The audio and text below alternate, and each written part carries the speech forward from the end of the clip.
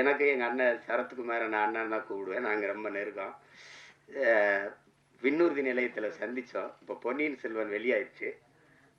வணக்கு இந்த வயசில் ஐஸ்வர்யா ராய் ஜோடி கேட்குது அப்படின்னு டே உனக்கு பொறாமேடா அவர் சார் டே உடலை நல்லா வச்சுட்டா எந்த வயசுலையும் சாதிக்கலாம்டாங்கல்ல. அதை தான் எல்லாருக்கும் சொல்கிறேன். நம்பிக்கையோடு இருங்க, சாதிக்கலாம். அப்புறம் எல்லாரையும் சொல்லிட்டேன். தம்பி பூவன் படத்தொகுப்பாளர், அதுக்கப்புறம் அம்மா ஆதிரா அவர்கள், அவங்க எங்கள் ஊர் பொண்ணவங்க பாண்டிச்செல்வி. அவங்கள இன்னைக்கு பார்த்தாலும் அந்த மருது படத்தில் 2 கையிலையும் கம்பெடுத்து சுற்றுறதா இருந்து காட்சி தான் எனக்கு ஞாபகத்துக்கு வருது.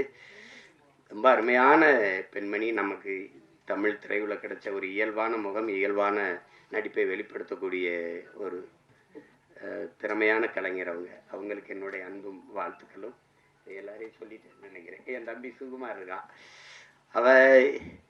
திரையுலகத்தை தாண்டி நடிப்பு, இதை தாண்டி என் மேல் அன்பு கொண்ட ஒருத்தன். அவனுக்கு மொழி இனப்பற்று அதிகம். காதல் படத்திலிருந்தே தம்பி சுகு எனக்கு தெரியும். அப்புறம் மகேந்திரன் சிறந்த கலைஞன். அவனுக்கு வாய்ப்பு சரியாக அமையலை. அவன் நடித்த சல்லியர்னு படம் இருக்குது, சல்லியர்கள். அதில் அவன் தான் கதாநாயகன். மிகச்சிறப்பாக நடிச்சிருப்பான். இருக்கானா போயிட்டான்.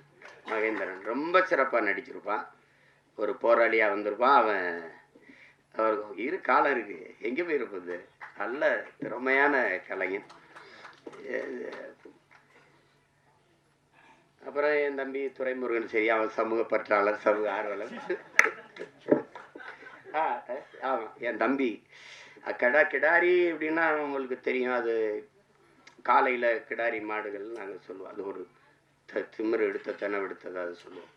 அது கிடாரி படத்தில் ரொம்ப அருமையான இது கையாண்டிருக்கு. குறிப்பாக எங்கள் அண்ணன் வேல ராமூர்த்தியுடைய கதாபாத்திரம் எனக்கு இன்னும் மனசில் இருக்குது. தம்பி பிரசாத் முருகேசன் அவர்கள்.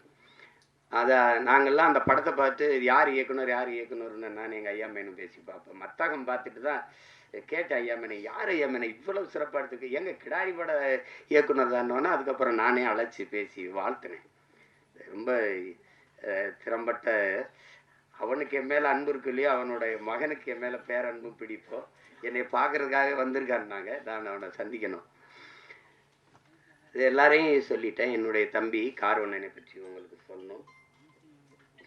நாங்கள்